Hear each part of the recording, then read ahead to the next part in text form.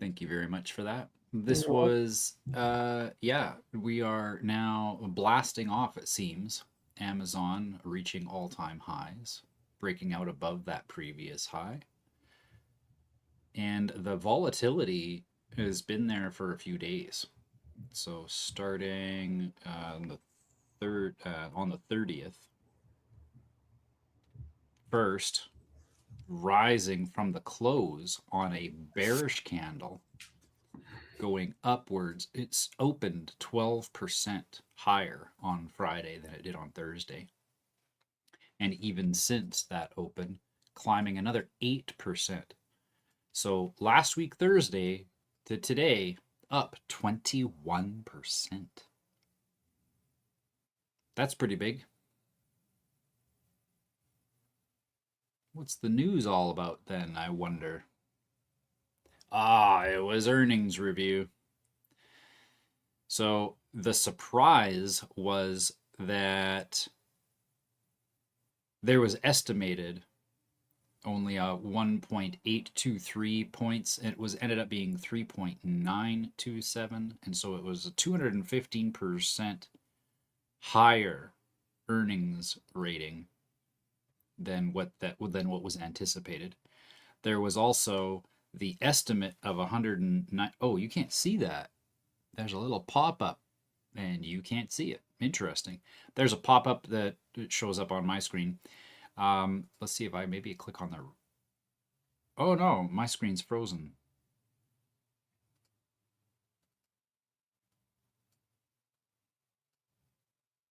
There we go.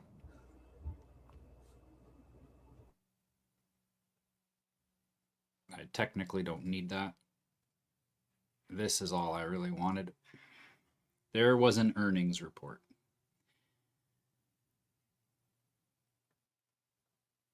The estimate was only 1.823, and so there was a surprise of 3.9 in the billions of dollars, and that surprise ended up creating some major demand for that stock. So, ooh, they're doing better than what we expected. So, right out of the gate on Thursday morning, that was, no, sorry, I apologize. That was Friday morning, right out of the gate. That's what constituted the big rise. So, earnings report came in for Amazon, creating that. Also, an earnings report occurred last week for Google. The revenue rose 24%, net income surged 298%. So that was a surprise. People didn't expect that. And whenever we see these kinds of projections and there is a stray from what is estimated to occur, we always see some price volatility. We saw something similar again over in this area here. And now I'm seeing my screen is, man alive, what's up with this? So back in, this was in May, there was another earnings report that got it to jump up. So these earning reports they're pivot points typically. And the idea is to be able to predict which way is it going to pivot. NVIDIA going to have an earnings report at the end of August, 26th of August. But it has broken out of that downward trend from the all-time high. Still has to get up above this pivot point. Oracle rising from its most recent low. This was a major support area in the past. It was the all-time high back in June of 2023.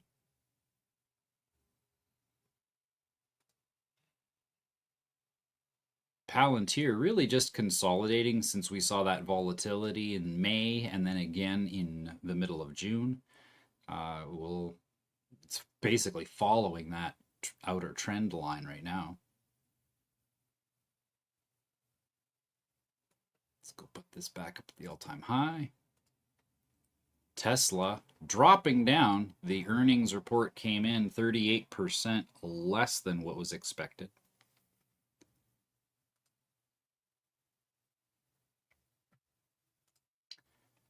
Japanese yen. Remember how we were talking about how the Japanese yen was inflating and it's going to go out of hand and it's just going to go crazy and no one's going to be able to keep track of that, and it's going to inflate so much that, you know, it'll go up to $250. Yes, well, they had to suppress that. And so here we see bankers candles everywhere, leading to today bringing it back to the levels that we haven't seen since May. So all of this growth washed itself out. And what occurred, what's the news on this? Well, what actually happened, believe it or not, is that the US, the Federal Reserve, actually bought yen. So they need the yen to stay low for some reason. And that was an interesting move, to have the US Federal Reserve go ahead and buy yen in order to suppress that inflation. Tells me that they're up to something. Well, what is the connection in between the U.S. Federal Reserve and the Japanese market? Well, the connections are loose because they're connected in the sense that it's a global market. So the Japanese market, the Nikkei, which we also track, a lot of that is, a lot of that is tech, a lot. And so the US will want to make sure that that tech stays cheap as much as possible. And so in order to maintain the, I would say, in order to maintain the affordability for the AI companies for the time being, that was probably an impetus for this. I haven't looked into, their reasoning behind the purchase, but it was in the billions of dollars. And so because of the higher demand for the yen, that brought the price down, right? Where now it dropped quite a bit here. Let's just see. From that, bumping up against those all-time highs, sitting now 4% lower, which, 4% doesn't seem like much when we're talking about cryptos, and like Amazon went up 20% in the last 2 days. A 4% drop in a currency, that's pretty significant in this period of time. It occurred again also on Thursday. So major swing. And again, I'm of the mind that everything that they're doing is an economic move.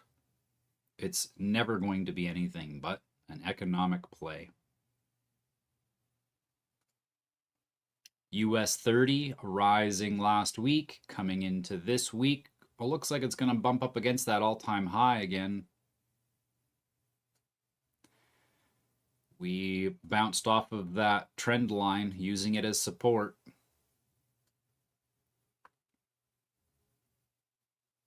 Man alive, this is just insane how they can just keep that ball rolling. I actually anticipate October.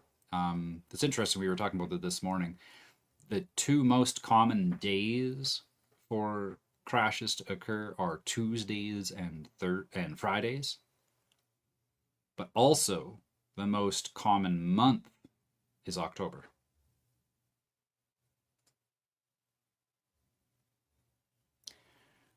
Oil prices saw a surge here last week, going into the last part of July. Things have kind of settled out since that time. Right now, sitting at $80 US.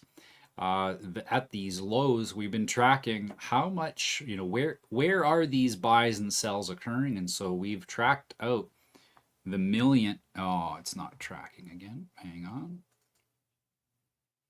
Restart capture. Oh, I can just click that button. Sweet. So this is the portfolio gains that the Trump family have experienced since the start, where every $1 million that they have put in, over the time, and as these trades have occurred, they have accumulated 5.5 million. So they have 5x'd their oil trades since that time. Into silver now. We're still bouncing down at these lows, $57.64 US. Translated into Canadian, and that is around $80. It's been hanging out here since the 24th of June. Gold also sideways market at the moment. In fact, it went as soon as it went underneath and once it went underneath that trend line, it's been still following that as a resistance, keeping those old that old support around 4,000, keeping that as support going forward.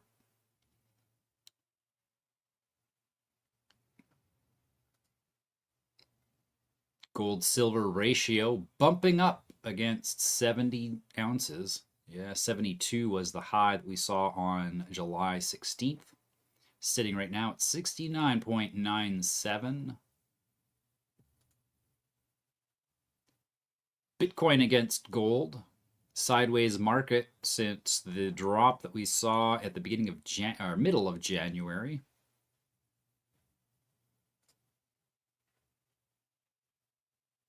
Bitcoin dominance. Man, this has been a very, very steady price action. Let's go to the daily chart here, see if we can get, there we go. That has been very steadily bouncing around this 59 to 60% range. Definitely having a hard time getting out of that range. Everywhere it tested it below here, didn't go down, tested it up, didn't stay there. Also had the test at the beginning of May. That didn't last, and it's bounced back into this zone. Bitcoin against the US dollar still maintaining its lows, and that trend line has maintained its dominance. It has a hard test right here. Wait a second. So a hard test against that trend line right here. We'll see where things go from here, but we're outside now of that downward trend line. So this could be that support.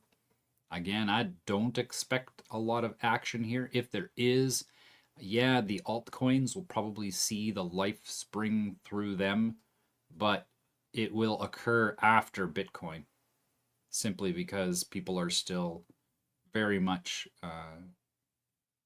looking to Bitcoin for that dominance. Total market cap, excluding Bitcoin and Ethereum, currently at $658 billion market capitalization. So we are, these are lows from the highs that we saw in March of 2024. Yeah, and that wasn't the all-time high. We're basically just bumping up against the all-time high from November 2021. In the big scheme of things, when you zoom out. Market structure on this market capitalization could still drop down another 20% to meet the lows from July 2024. But seems to be holding quite well. In this same period of time, most other coins have been dropping. Like Bitcoin, it's been creating lower lows. Next, we have Ethereum also. Oh, no, wait, we're on to past that. Now we're on to ADA. ADA showing a little bit of life here over the weekend. Rising back up. It doesn't look like much, but 22% is quite a bit. But of course, that's because the price is so low. We brought things down to 13, just below 14 cents US. In Canadian, that was 20.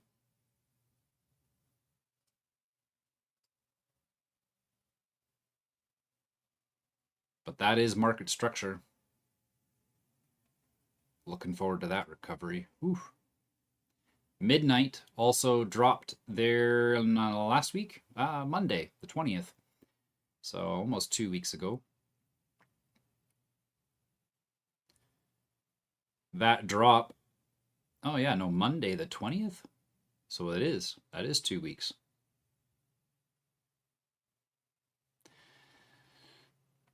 Sitting now at just below 2 cents US. XRP bouncing down along these lows that we saw from November 2024.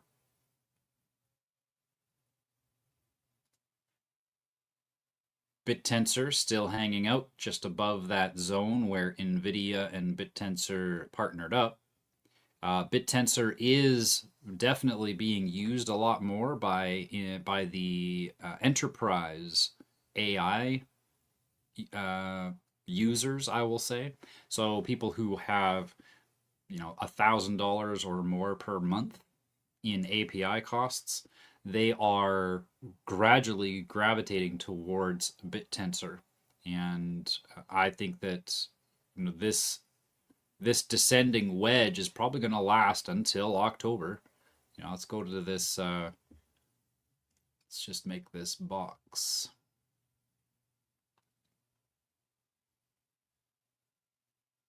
October.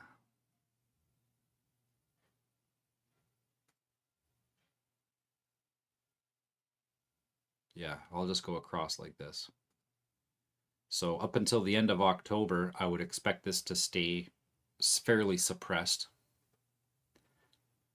I also have the suspicion that we're going to see, like, as more and more things are intensifying. Think about what's going on this week or this year.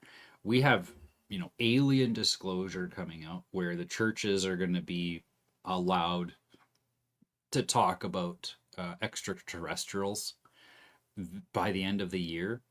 We've got war escalating everywhere.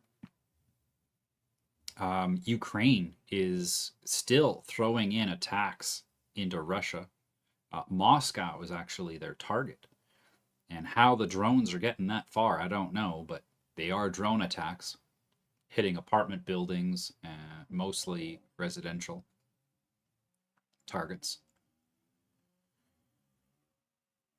I think also we're going to see tensions rising, civil unrest with all of the tracking again. So I think we're going to see civil unrest with all of the migrant crises that have escalated.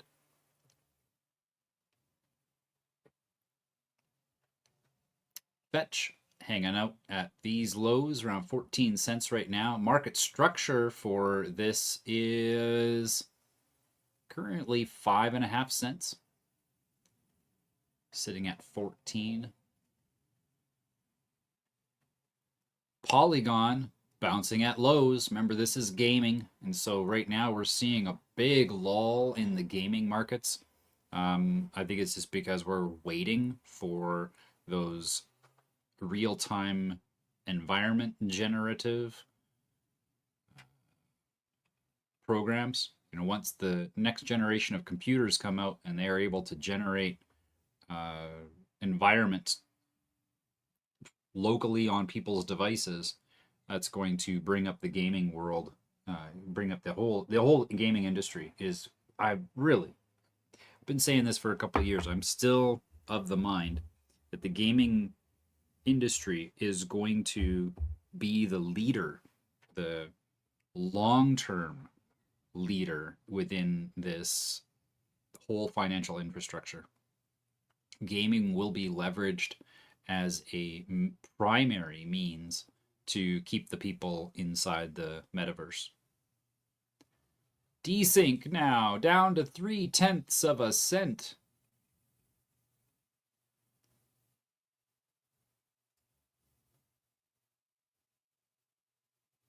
Clearpool 1.8. Superverse down at the lows of 8 cents. That's market structure right now. NPC. I remember saying before that I thought that the meme coins were probably going to lead the way. Well, we had this breakout, two significant breakouts all at the same time, where it broke out of that long-term downward trend line, used, and it is now using it as support, but it also made a nice test above the pivot point here at half a cent. So this breakout is not of the same pattern, not of the same price action patterns that we're seeing within the other altcoins. SPX, though, still consolidating upwards in this rising wedge pattern. Seemingly this 32 cent, 33 cent area is the support.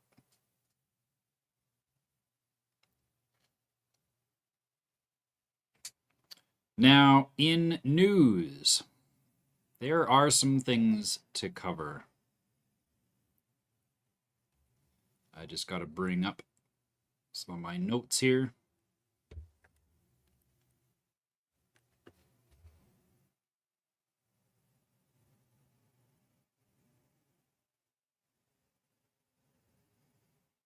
Oh, wow.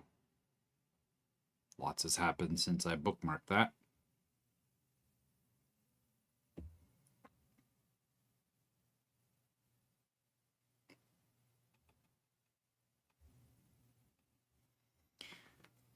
Okay, first thing that I want to bring up. This was another topic that we talked about this morning over coffee. Alibaba has just released a new model, a flagship AI model. And the open weights, which are basically, that is the ability for people to host that model directly on their device. They ship next week so the developers can run it locally. And even though it is an open source model, their stock, Alibaba, the company, their stock rose 6%.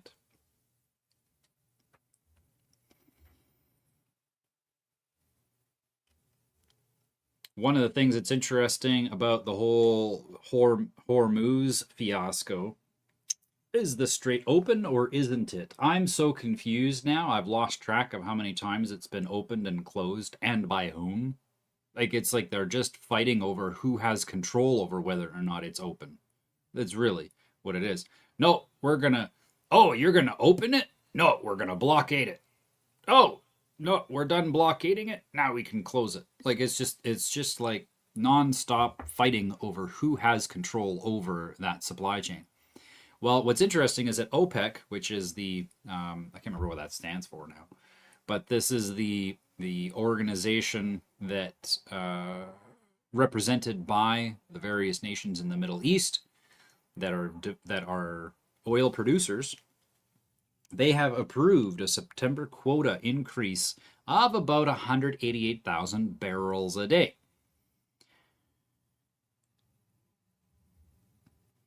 So they are increasing, they're saying, oh, we need to increase the amount that we're producing. Isn't that interesting? So if they are wanting to... Wonder what's in their crystal ball. Yeah. That tells me that they have every intention of having open, a strait that is nice and open for them. There are still cuts currently. Since 2022, they are actually down 2 million barrels a day from 2022. So demand must not be that high, otherwise they would be meeting it a lot faster. But we recognize that, people aren't traveling as much, right? And so the fuel consumption for travel, it's a lot more than the fuel consumption, economic fuel consumption on data. So I can see how there was a pullback in the consumption and demand.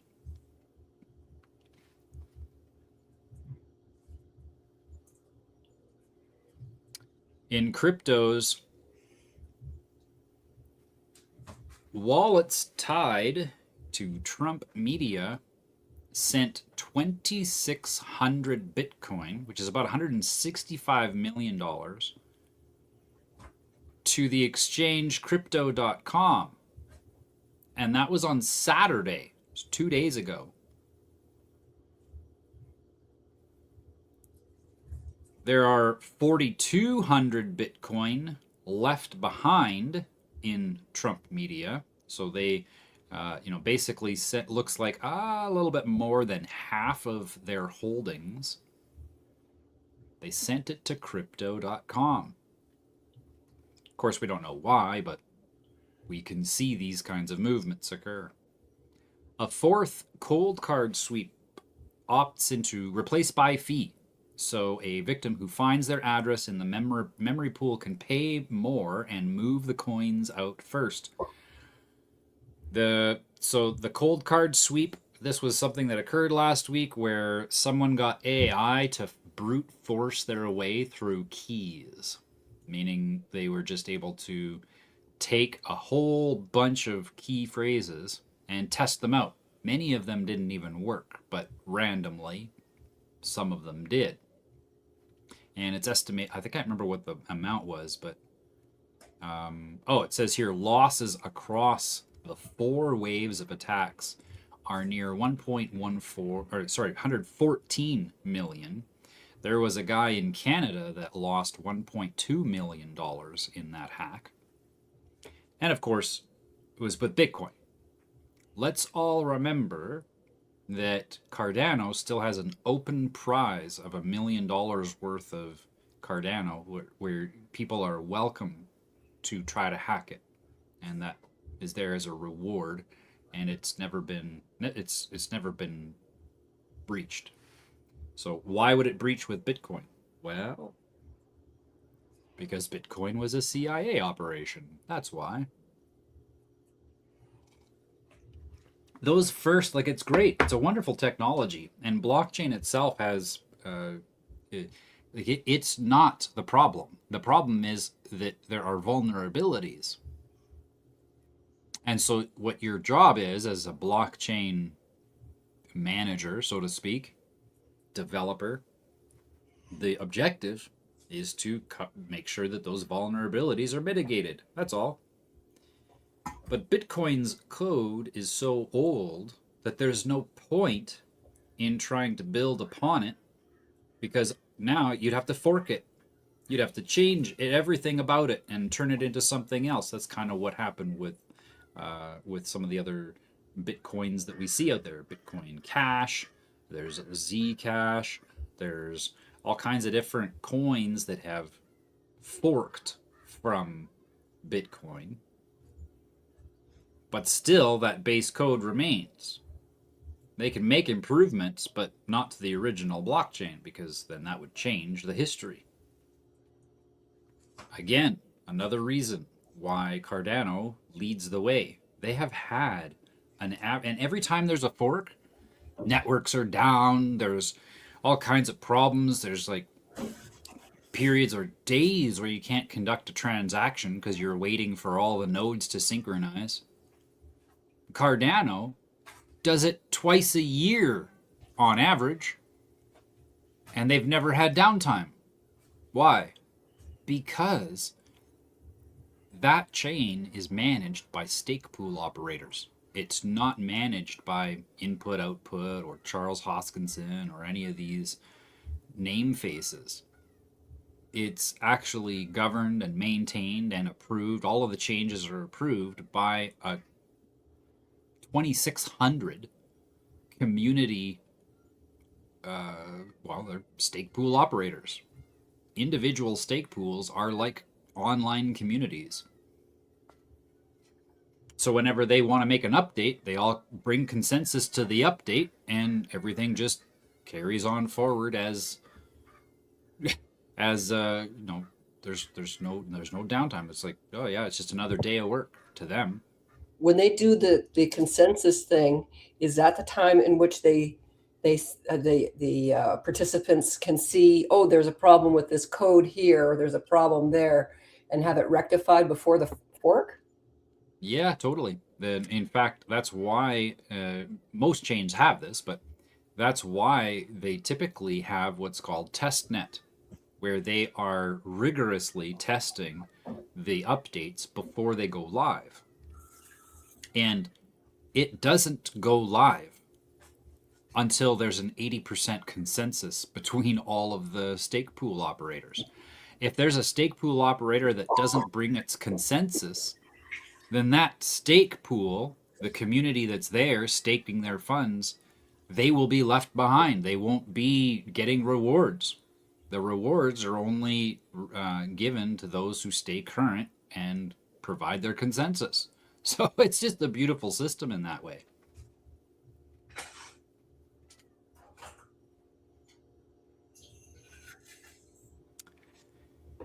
Now the Security Commission froze NASDAQ's approval of cash-settled Bitcoin index options. So no contracts for you. But that's because the regulatory bodies argued that Bitcoin is a commodity. Bitcoin is a commodity now? How many years went by and cryptos were not allowed to be a commodity? Now all of a sudden Bitcoin is a commodity and it has to be regulated under a different body, regulatory body than the Security Commission? Interesting.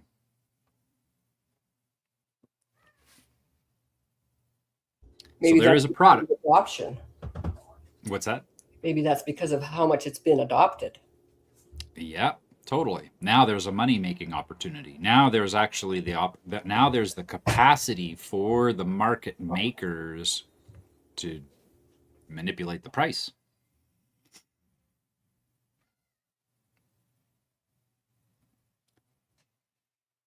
Remember last week we had there was the news about Russia's largest bank adopting cryptos, allowing their users by the end of the year. They're saying that users will be able to exchange their Russian rubles for, I think that's what they call their currency. It's been a while. That they can exchange their fiat currencies for cryptos. But interestingly, in the same week, Moscow, the city, has illegalized mining crypto.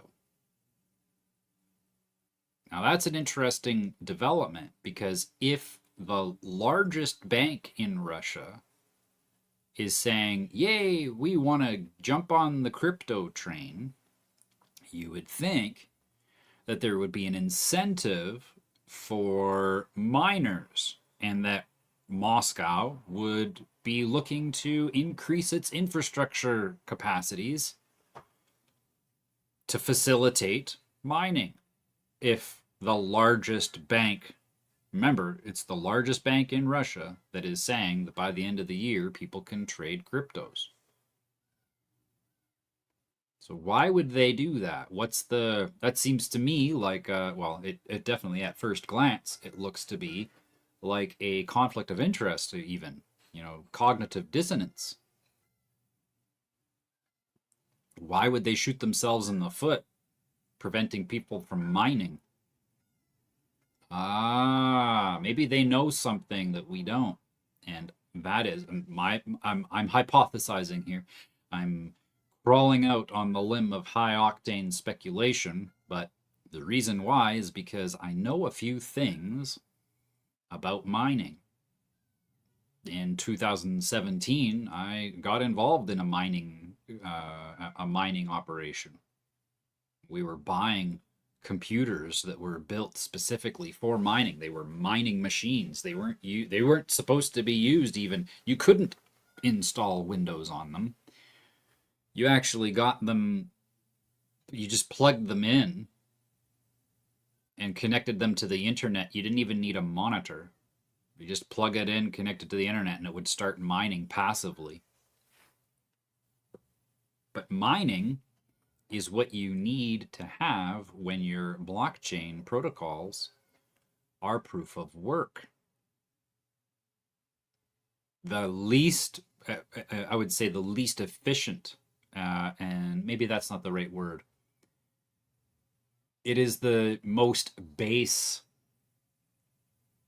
proof. Did work get complete? Along came proof of stake, and that changed the face. That I would say that was the nail in the coffin for proof of work, in the sense that proof of stake made it possible where the amount of energy required to produce a coin dropped 10,000 times. So remember how we've talked about in the past, Bitcoin, the price of Bitcoin right now is at 63,848. This is the same price it was when we were talking about the mining costs. How much electricity does it cost to produce a Bitcoin? It's getting more and more competitive all the time, by the way. I'm not sure what today's prices are. That would be good for me to do some research. Let me just make a quick tab on that.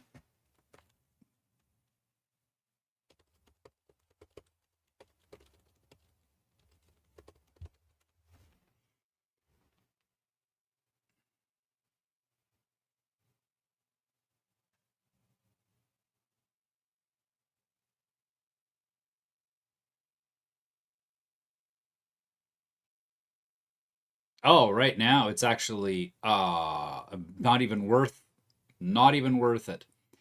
Currently, mining one Bitcoin requires approximately 6.4 million kilowatts.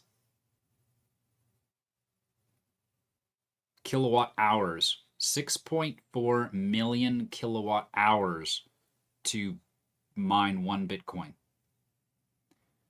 So it ranges depending on what country you're mining. Right now, the average is $35,000 US to mine one Bitcoin. So that proof of work, it exists, and it's a real thing because you can prove how much electricity and how much compute you used to mine a Bitcoin. But when proof of stake came along and reduced the cost of creating a coin, or to bring it into existence, to bring it into circulation, proof of stake reduced that cost by 10,000 times. 10,000 times. So what is 35,000 divided by 10,000?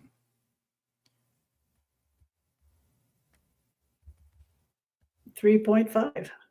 Yep. So instead of costing 35,000, now it's $3.50 for similarly generated coinage.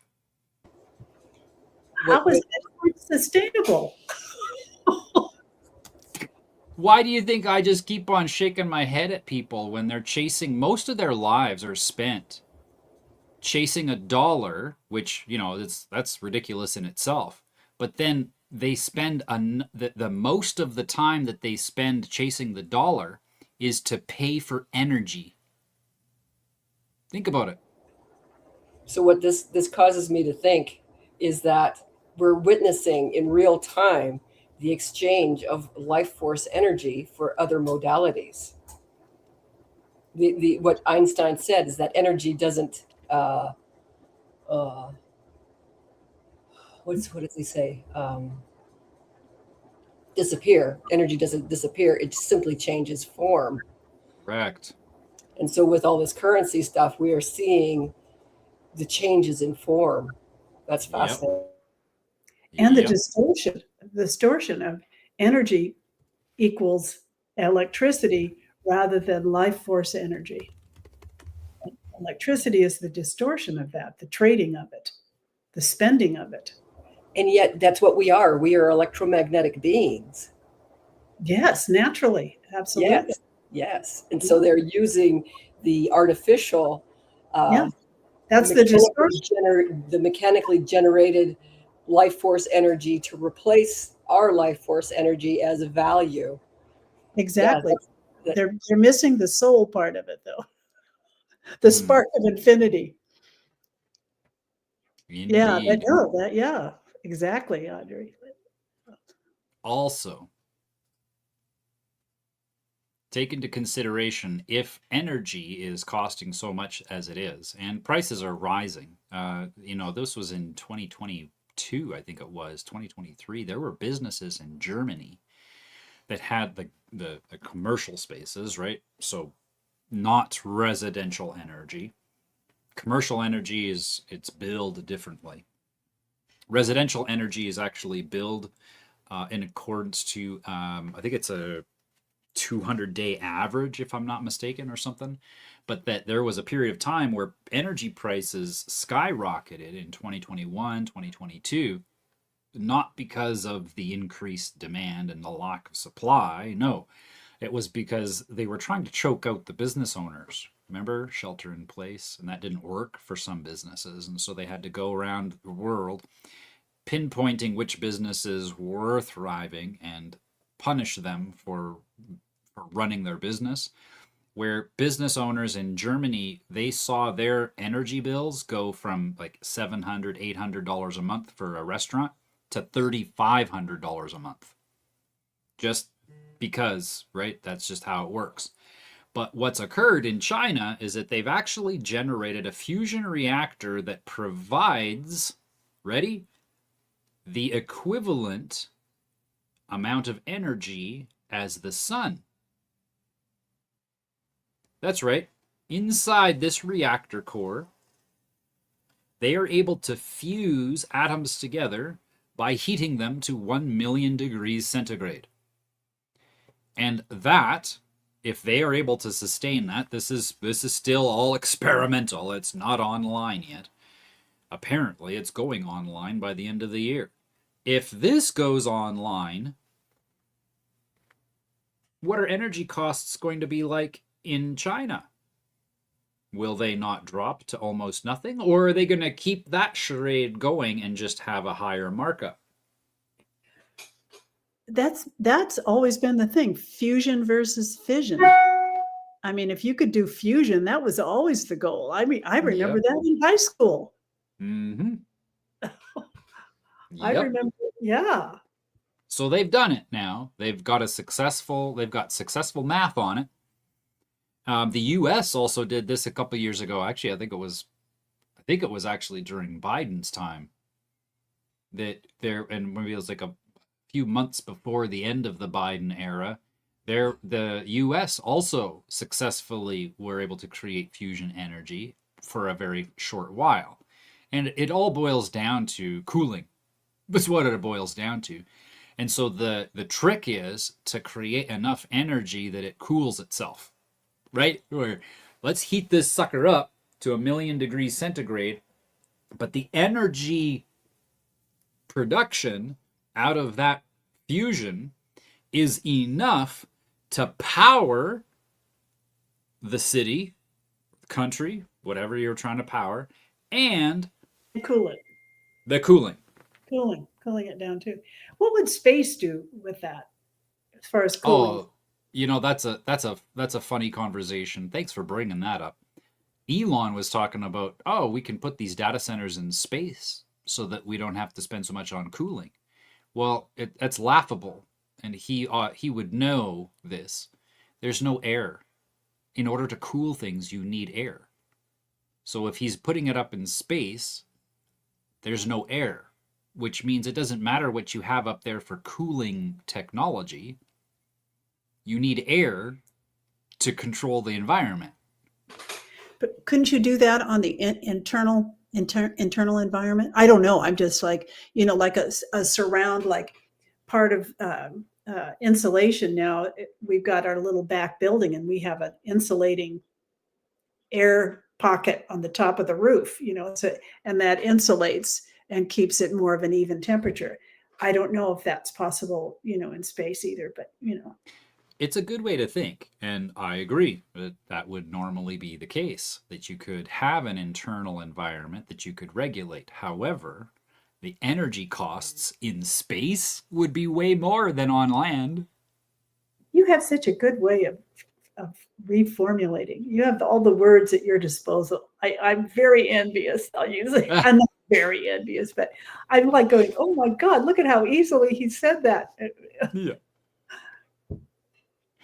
That's why I think it's funny. Like SpaceX, he still says, like, we looked at the SpaceX chart there yesterday again. Let me bring it up because it is funny to see just how much of a meme coin SpaceX was. You know, it comes out, it's like, oh yeah, brand new stock. It's supposed to be $36 trillion. This beautiful company. Let's go to the hourly chart just so that we can see the laughable results of this meme coin.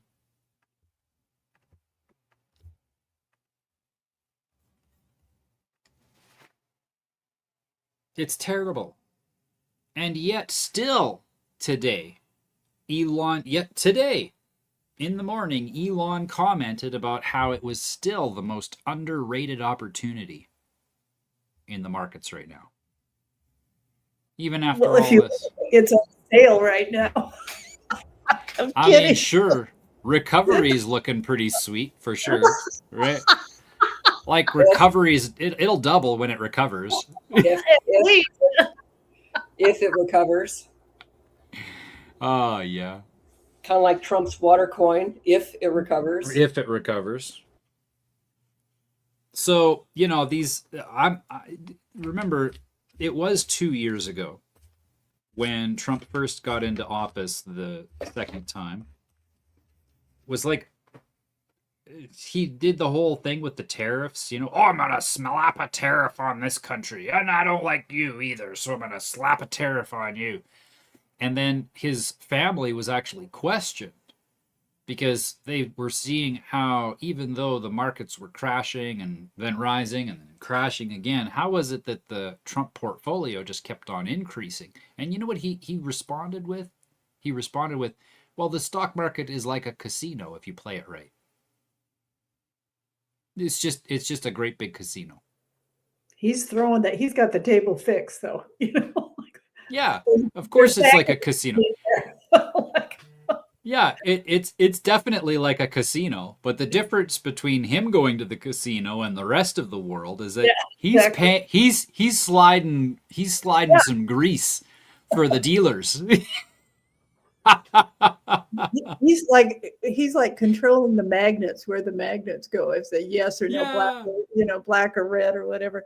Anyway, so speaking of that, you look good in that red shirt. I've seen that before, and I like it. Oh, thank you.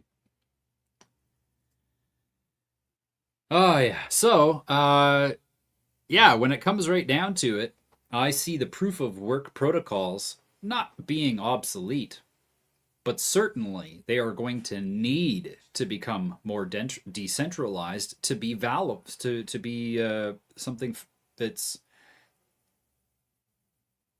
what's the word I'm looking for? I can't think of the word, but to make it worthwhile, it's going to have to become more decentralized, where people build their own nodes in order to provide proof of work consensus on treasuries. But proof of stake is just, it's skyrocketing in its and how much it's able to leverage electricity to produce coins.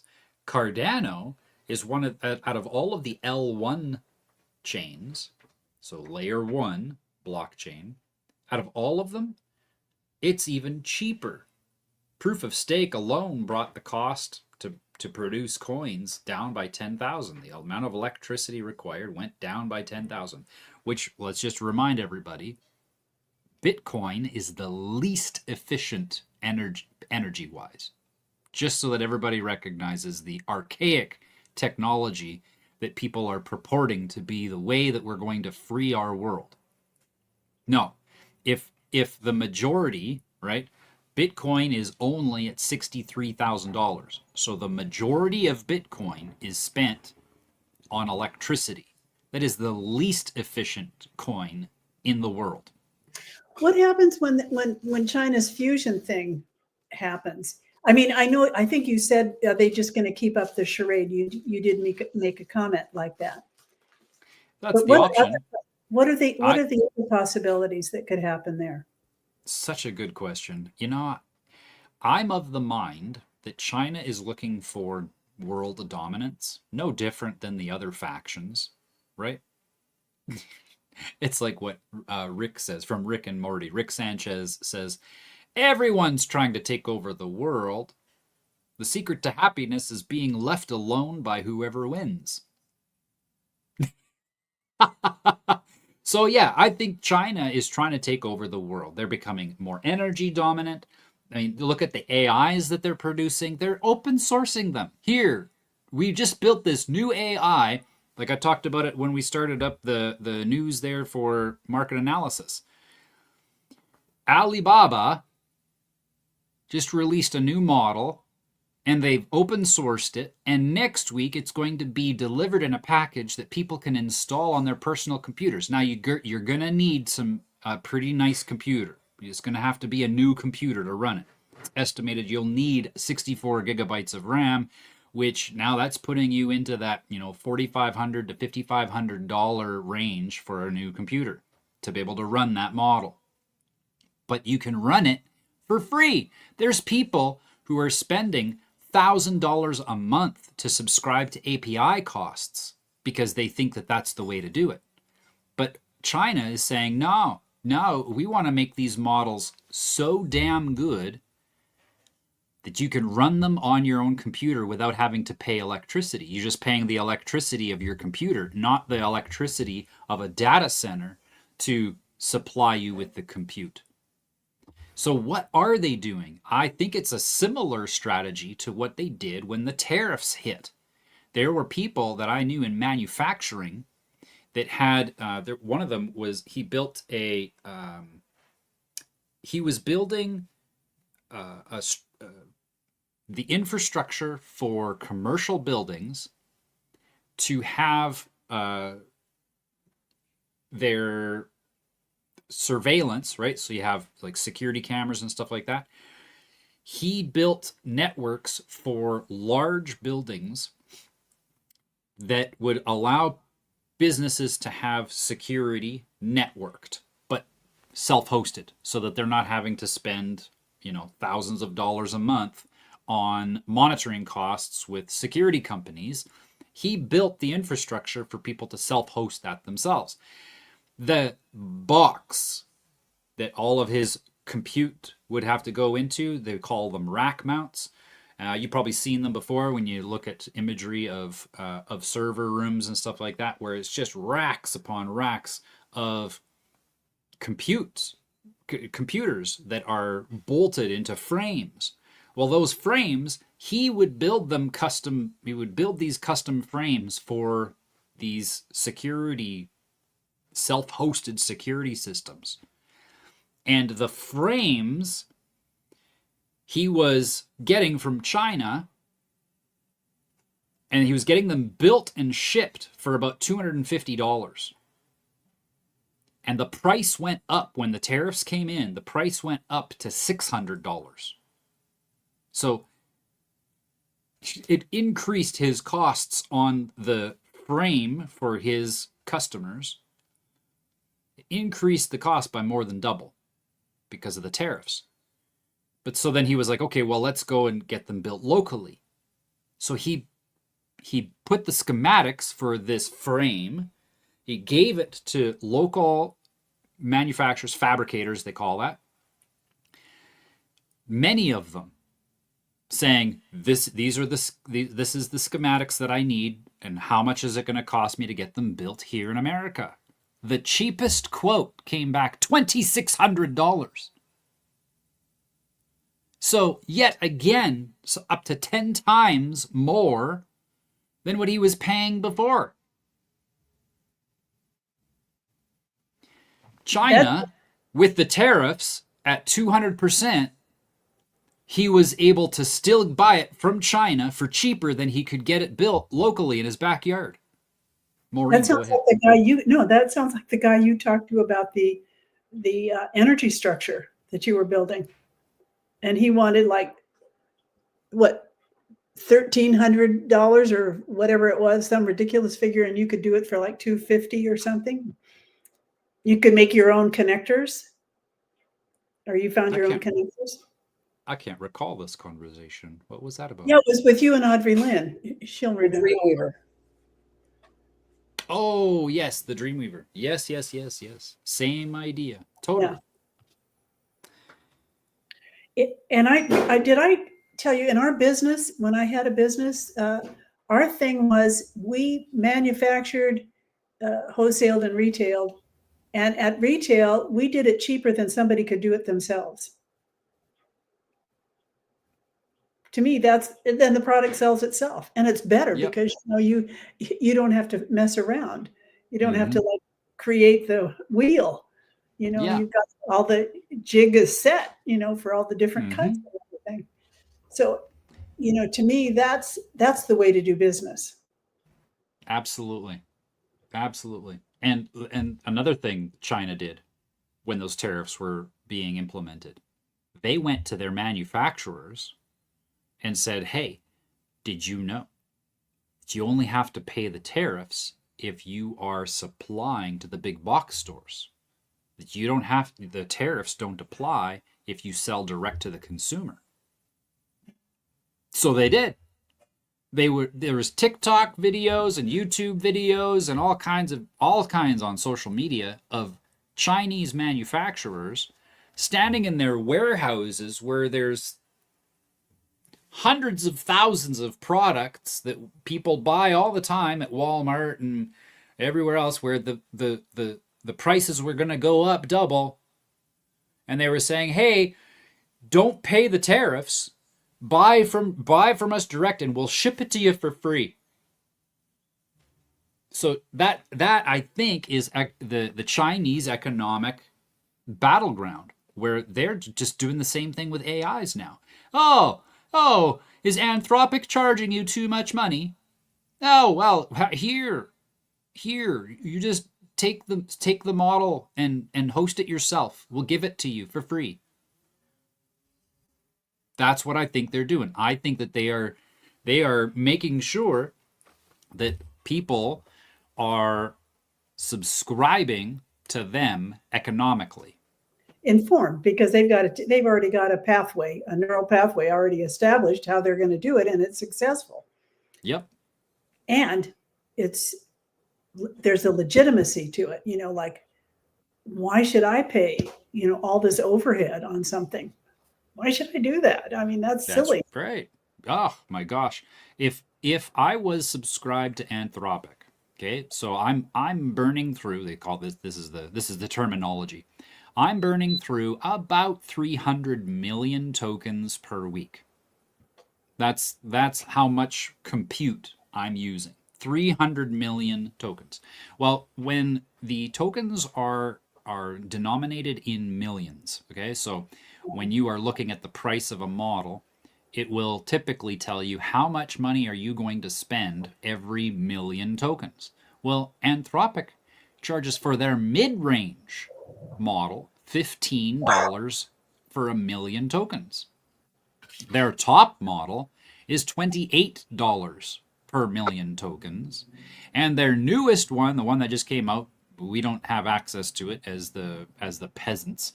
So Mythos is $50 per million tokens.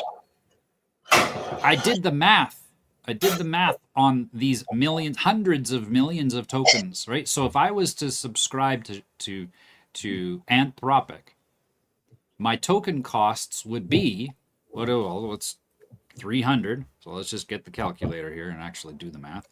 300 million tokens times that by, and we're just going to go with the mid-range. Let's pretend like I don't use high reasoning models. No, you know what? I do use high reasoning model. And so at the high reasoning model, $28, I would be looking at $8,400 of compute. $8,400 of compute per week. How much am I spending? About $6. Oh, I'm not on mute. Hey, Paul, could we take it down to like just an average kind of household? I know you do that for a business. What would say mine be? How much do I compute? Say a month or you something. you probably would not need to subscribe. You probably could just use a free tier. And that's, it's free because they're taking your data. Oh, they're taking it. Yeah. What about Nextcloud? If I'm on Nextcloud. Okay, so if you wanted to host your own model on Nextcloud, you could spend probably about $40 a month to have a server running in the background. They call that a VPS. Okay. The $40 virtual. a month. Yep. And you would have a machine strong enough to host your own model, and you would never have to pay an API. You wouldn't have to pay any API costs. Okay, now tell me what API is. API is application something interface, where it's a programming language Okay. that allows two applications to talk to each other. So Okay. you got on your computer, you're going to use an application, and that application might be Claude Code, it might be VS Code, see. it might be I see. a software that allows you to organize your work. And Okay. just because it uses the word code in it does not mean that you have to code with it. Right. It just is referencing a harness that allows a model to focus on reasoning. Okay. Okay. So You could. yeah. So computing is the actual verb that's going on here. Like That's right. instead of being on Brave, I've got the Brave browser. And so Brave's I don't know if Brave's taking all my data. They have access to it all, right? No. Well, they don't. No. Because they're the interface. It's just an interface. That's right. And it's hosted directly on your computer. You don't have to subscribe to Brave. Brave is not being computed somewhere other than your computer.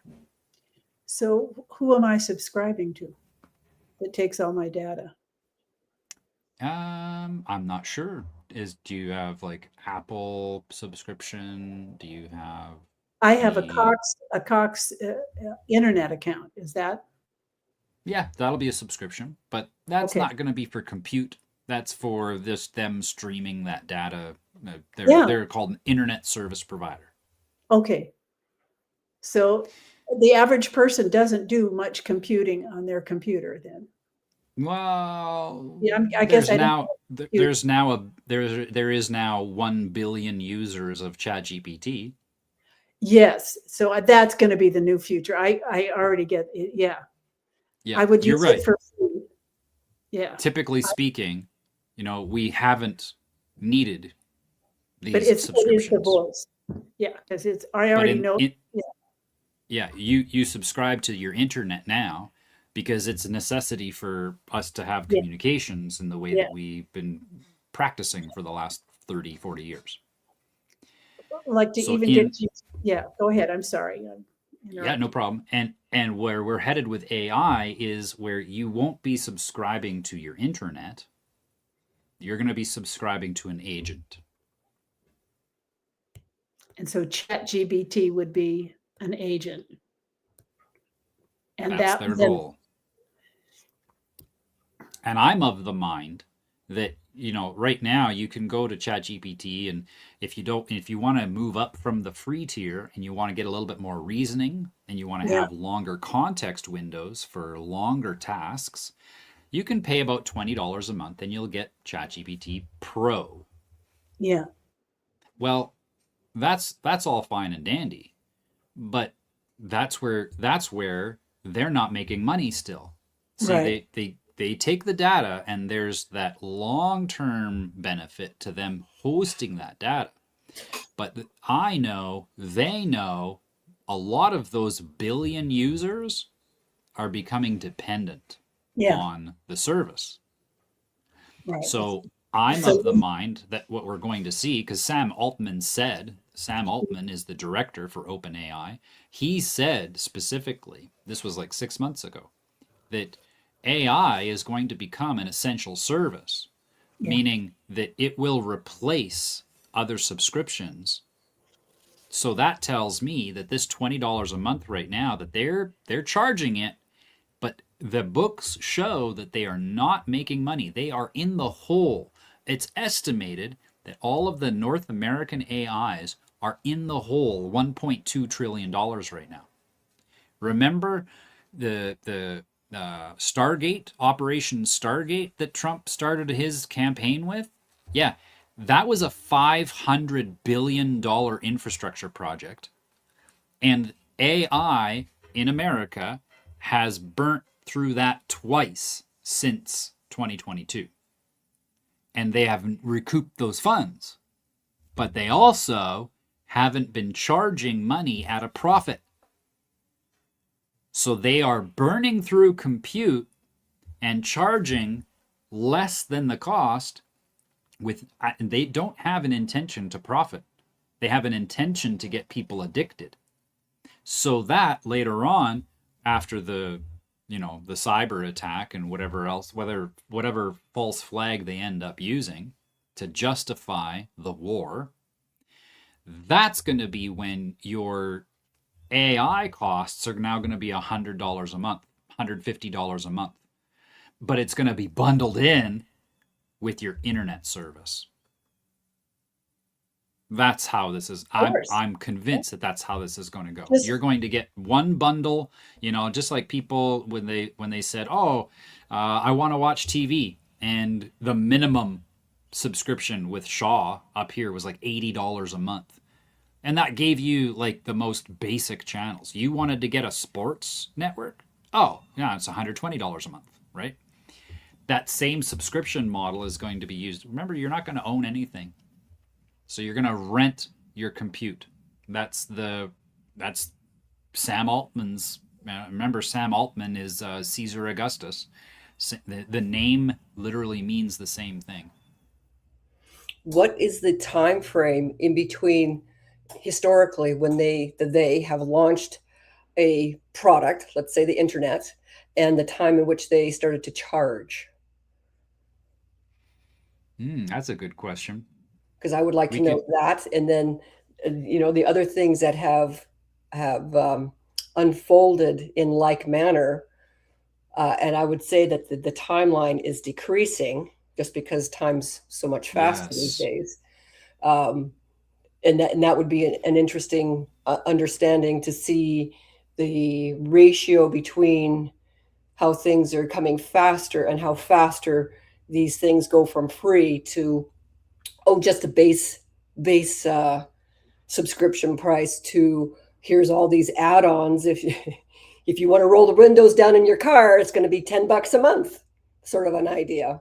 That's a great question. And I'm wondering if there's a correlation between the time that something is released to the public to the time they're addicted.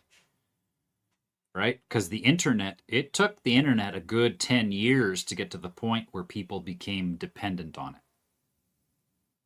Well, and COVID would have sped that up exponentially. Totally. Because, shelter in place, I can't see grandma, I can't. To today, it's, let's just hop on Zoom or hop on Telegram and have a conversation. Video gaming. I remember, I don't know if this was on Market Analysis or if it was you and I, Audrey Lynn, talking about this, but video game streaming is a thing where people who play video games, they want to broadcast themselves playing a video game. And so they'll play the video game and screen share, just like I do with this, right? I go like this and I point at the I point at this thing. There are people who sit there with video game controllers, and you can watch them playing the game. And so that is an entire whole metasphere of monetization, because the more viewers you have, you're going to get more video game creators paying you to play their video game on the screen so that more people get to see their video game. Right? It's a whole other industry. Well, that industry... Oh, yeah, yeah. Yeah. Well, that industry, just on Facebook, I'm only talking Facebook, because Facebook had the ability to go live, and that took off, and people were using Facebook Live services to do video gaming. In 2020, that went up 250 times. The volume of data of people playing video games went up. Sorry, I said 250 times. I should have said 250%. So 2.5 times increase within that first year. It was primed, I believe, because you think about it, at the beginning of 2020, that was 25 years since the internet became generally available. That's 1994 is when our family got the internet in rural Alberta. My grandmother already had the internet because she was closer to the city. So she had a faster internet connection, way faster than what we could get out in the boonies. So by 2020, 30 years, an entire generation was raised with the internet. So for them, jumping on board and sheltering in place and signing up for another digital ID was just, oh yeah, that's normal. So I'm wondering, Audrey Lynn, this is kind of a long explanation, but your question was really good. I'm wondering if there's a connection between when they start charging through the nose and when people become addicted. Because when we first had the internet, it was supplied by TELUS, and it was like a $6 add-on to our phone plan. By the time broadband came along, it was $60 a month. You know, our internet bill is like $80 a month right now, and it's the basic plan. And people are accustomed to huge increases. That's not outrageous to them anymore. Our water bill has like tripled in the last 4 years, 5 years. Yeah. And people are just going, oh, okay, you know, I mean, you can't keep up. That's just the way it is. Yeah, you can't keep up. And we do have a protest going on, but it's like, you know, somebody banging a bell, you know. Mhm. You just don't have the bandwidth to deal with all of it. So, you know, what do you do? So, yeah. Remember, the pots and pans revolution was that Iceland or Greenland? Mhm. Iceland. Iceland. They made their gongs loud enough because enough of them came together to do it. They're also an incredibly activist country. I mean, that country is like really amazing as far as the independence. I mean, can you imagine living there? Like, no, you have to be. Doesn't that come from their Viking roots? I think it is. Yeah, they're just outrageous. And the fact that island only inhabits about 350,000 people. Yeah. Their whole country is 350,000 people, and they're on an island. Yes, their independence is in their blood. Yeah, they yodel. You yodel, and the whole people, everyone can hear you. Yeah. What? Yeah. We have a group of Icelandic family that banded together and came here. So we have there are like 5 or 6 family groups, you know, that live there. You hardly know them though. They're very insular as far as their families. Oh yes. Oh yes. They have their in groups, very, very tight in groups. How is this going to then the threads to like the fusion machine of China making electricity affordable again, or how is this good? What's the impact on Bitcoin?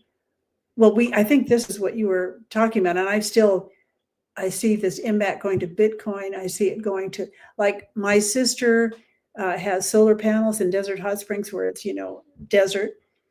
She still has never met her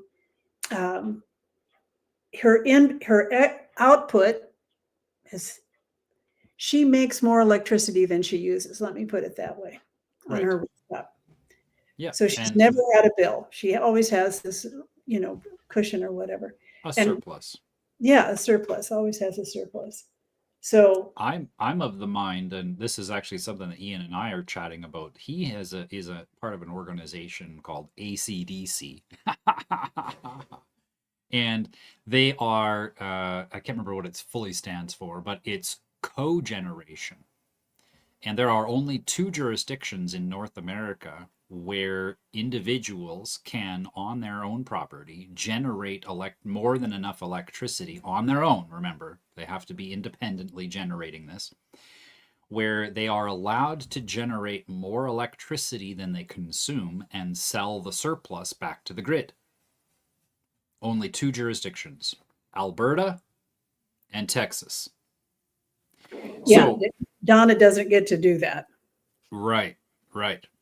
Now you can do it. Some jurisdictions allow you to do it with solar, but those are government subsidized programs, and you're given credits and all that kind of stuff. But the idea is, let's make it so that we don't have to use electricity anymore, that we generate it, that we do it in a decentralized fashion. We take self-responsibility over the generation of our energy.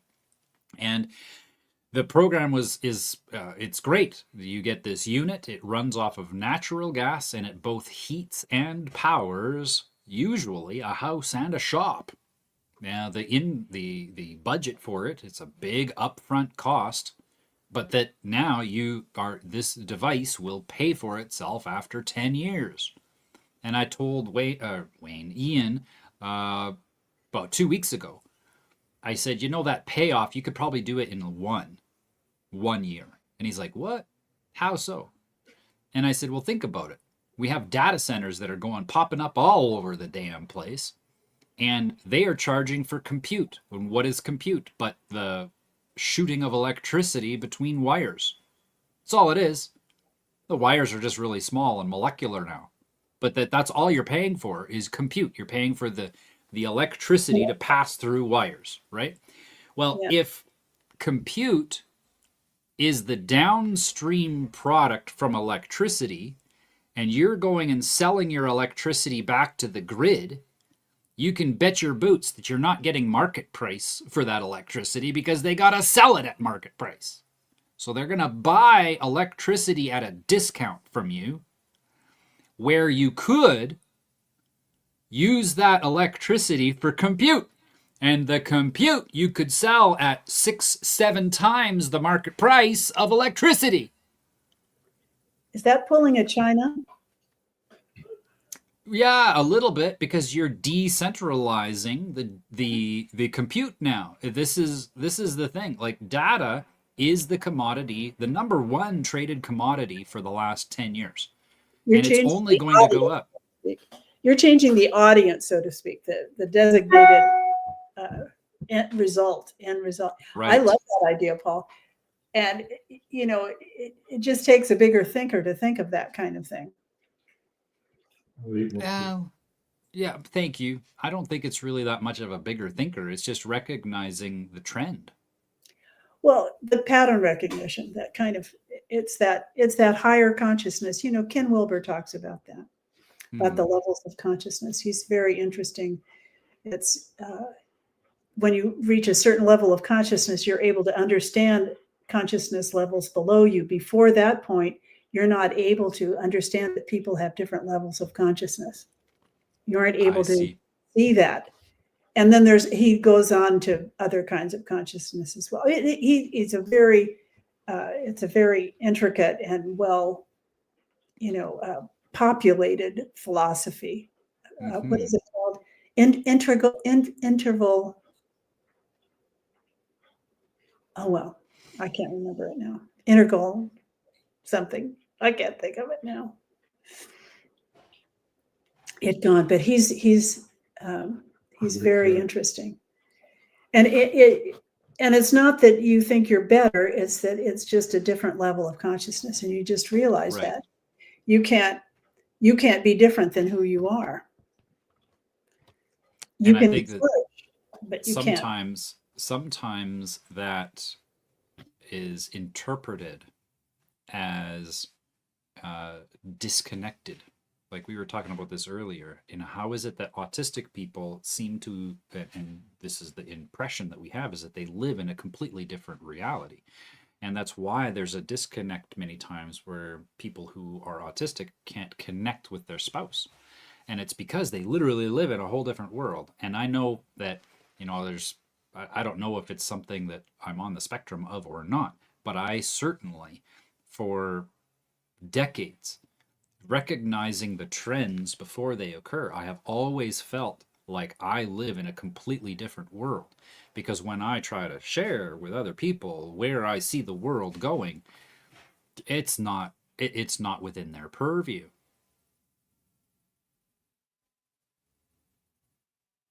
Oh, you're muted, Maureen. That's a driver for raising consciousness, because the minute you see what you need, you're going to move in that direction. You're going to move in developing. Well, what do they see? Who are they? Yeah. Who are they? How can I reach them? Right. And that's the big thing. I think to the degree that I can remove myself from that alternative world that I see possible, and I be present to the world that someone else is experiencing, I think that it would be easier for me to connect them to solutions that now there's a more equitable exchange. Whereas right now I still struggle sharing this language of the future in such a way that other people, like the general people that would normally be my customer, would be able to associate and see that same vision for themselves. There's a lot of people right now, they're just very, very reactionary to their environment. And I need to be able to craft the language to help them see that this reaction over here that I'm suggesting with Next Gen Merchants is what will make 2 years from now, 5 years from now, loads easier instead of, chasing the concrete dream that they've been programmed to. Just like you're interested in the word deprivation.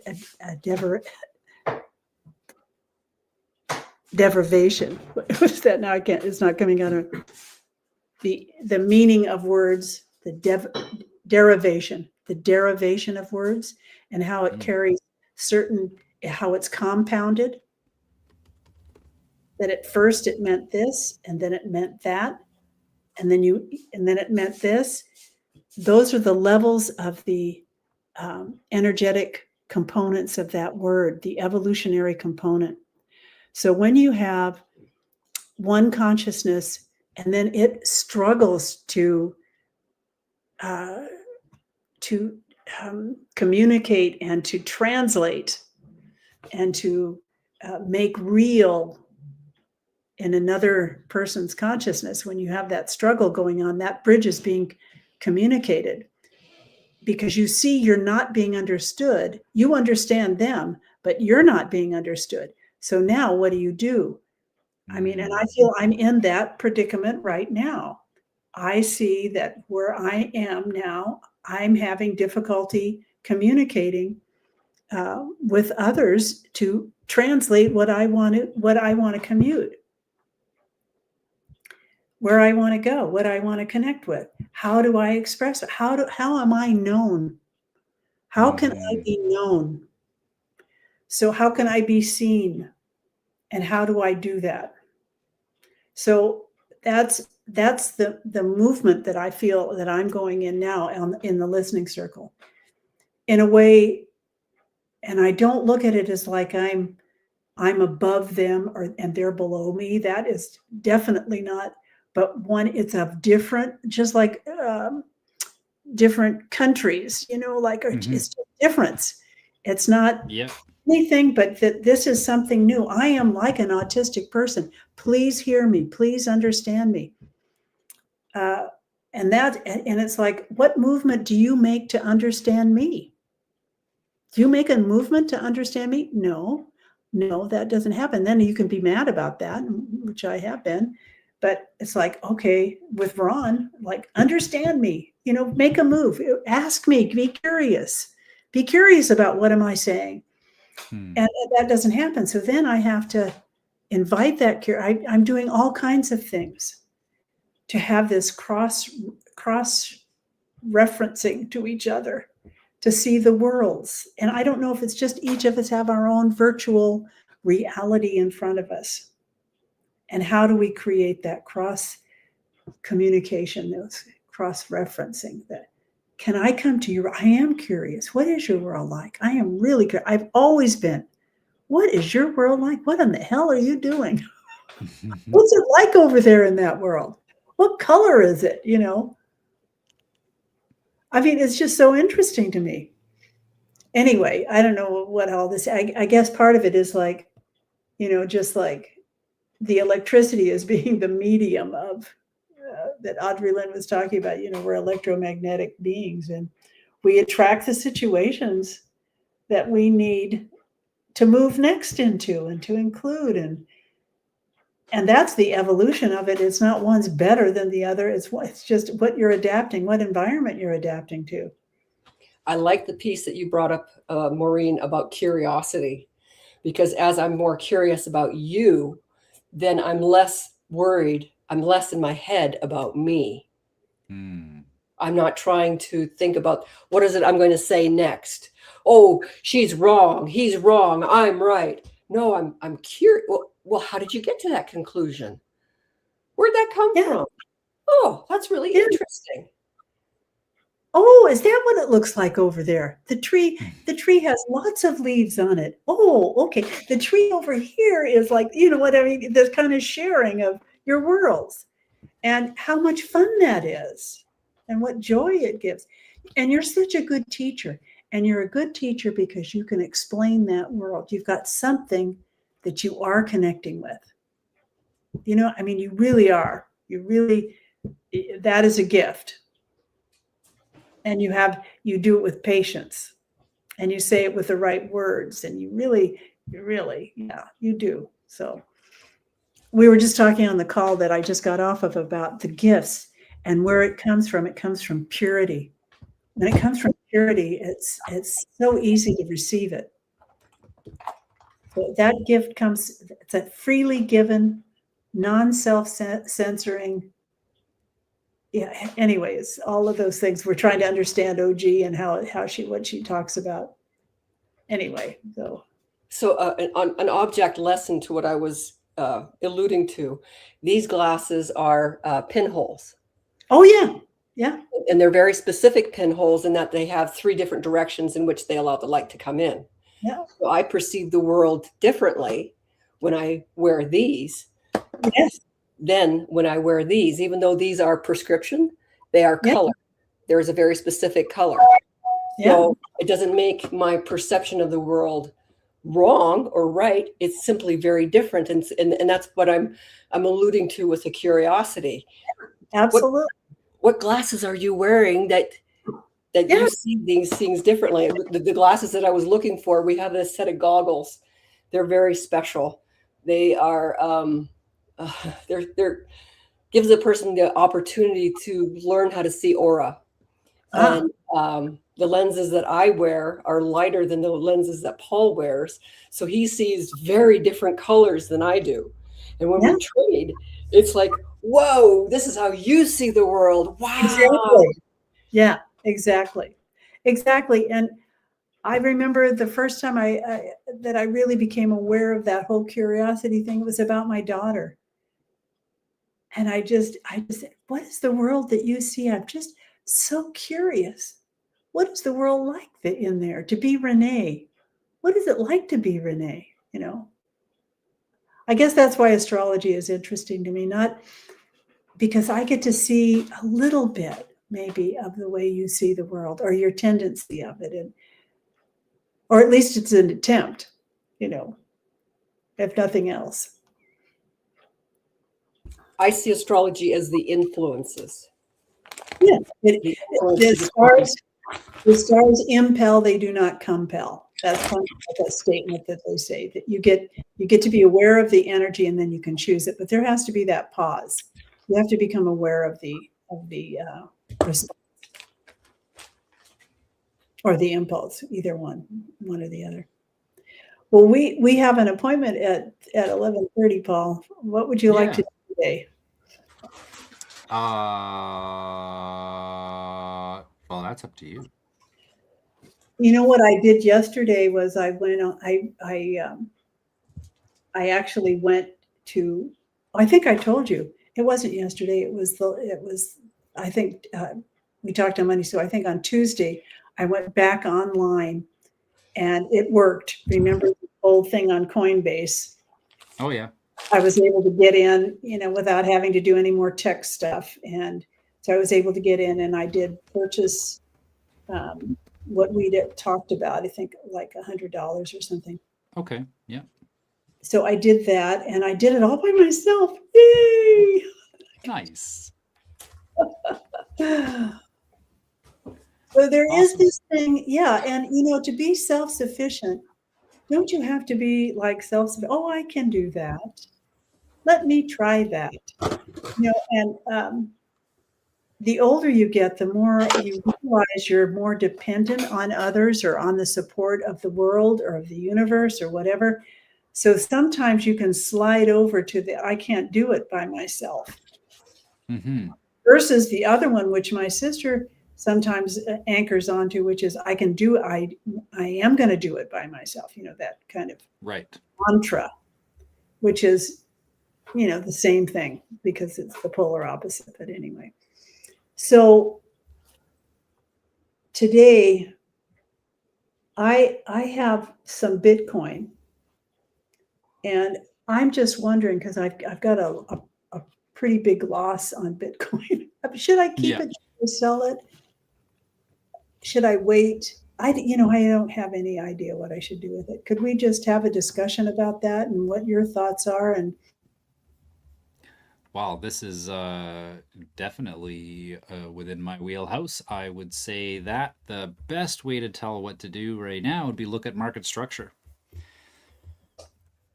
So market structure is currently, let me just restart this. Market structure, I'll go to the daily chart so we can see the big scope of things. As you can see, this here is currently market structure. This is the lows from 2024. And we are just above that right now. If it were to continue to drop, we might see it test, $50,000. But when you are looking at the timing things, remember the trends, this is going to go up simply because of the next onboarding for the digital world.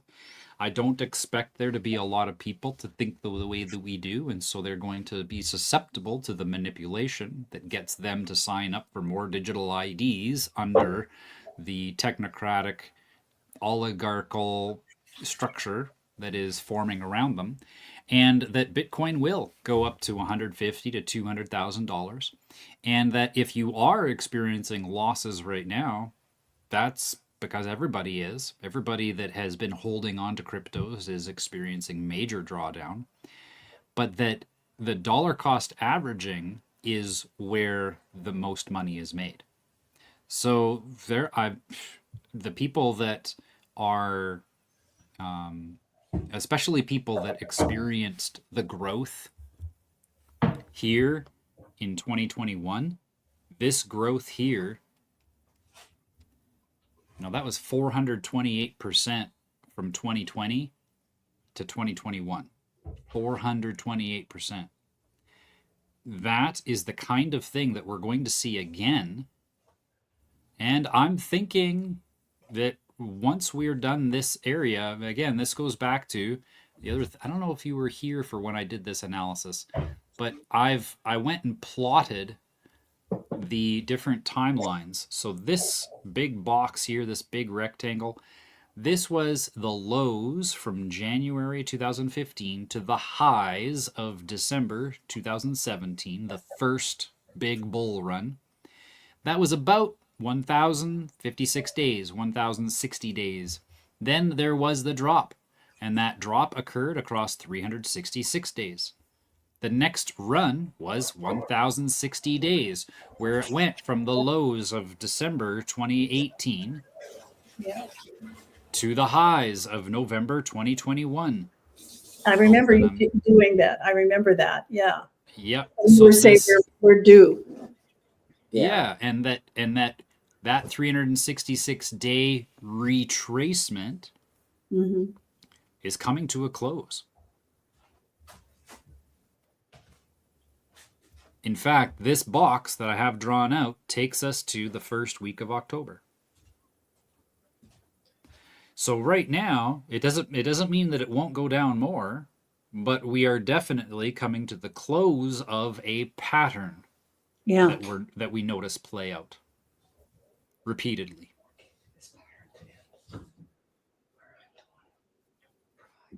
And that next growth period, if it ends up being another 1,066 days or so, and the growth that they saw in that period was 700%, what's 700% over top of 50,000? Like if it continues to drop, which I'm of the mind that there's nothing telling us that it will go up right now. From a technical analysis perspective, we have no indication that it's going up yet. We just finished another ABCD pattern.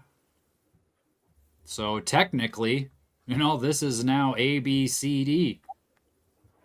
And we don't even know where D is going to land. Yeah. So it could very well continue to come down. If it goes down to 50,000, but then it turns around and goes up 700%, well, that brings us up to 300 some thousand, right? Yeah. Now, I don't think 300,000 to me is a little bit of a stretch. I don't think we're going to see the same growth this time.